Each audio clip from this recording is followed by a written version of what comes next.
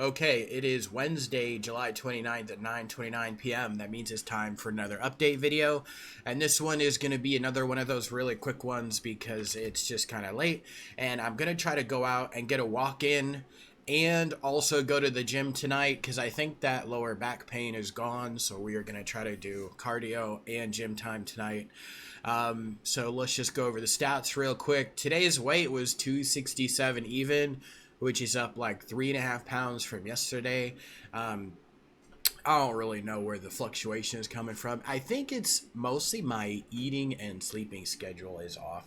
Because before, when I would weigh myself first thing in the morning, it had been about like 12 hours 12 hours since I last ate. And now that it's all over the place, and I don't know why, it's more like closer to 5 or 6 hours after I last ate. So I'm not really too worried about these fluctuations. I've seen them before. I'm just kind of waiting for the fall off. I think also a lot of it is before I was strictly just having salads and protein shakes. And now I've kind of opted, instead of the protein shakes, I'm eating grilled chicken. So I've done out with the grilled chicken. The last of it is gone. I'm not going to buy any more. And we will just see, because I have a feeling a lot of this stuff is just staying in my digestive tract. So we'll just go back to salads and protein shakes, and we will see what happens. Because again, my diet is going to fluctuate greatly next week because I'm going to be, out of the house. I'm going to be vacationing or road tripping, whatever you want to call it.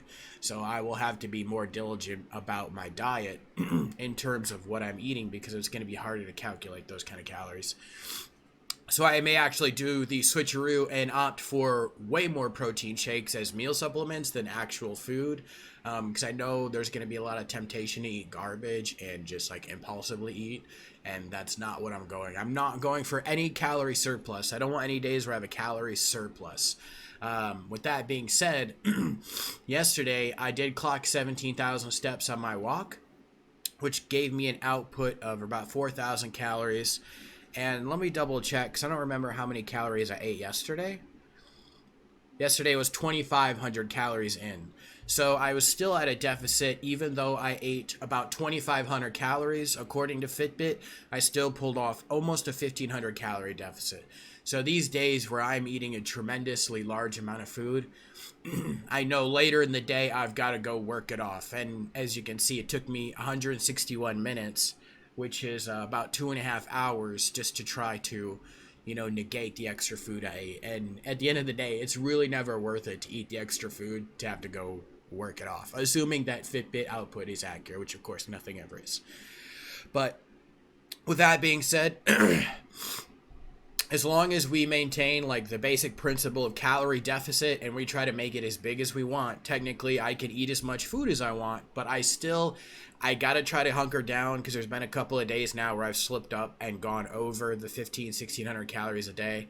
And every day I've had to work extra hard just to get a deficit on that day.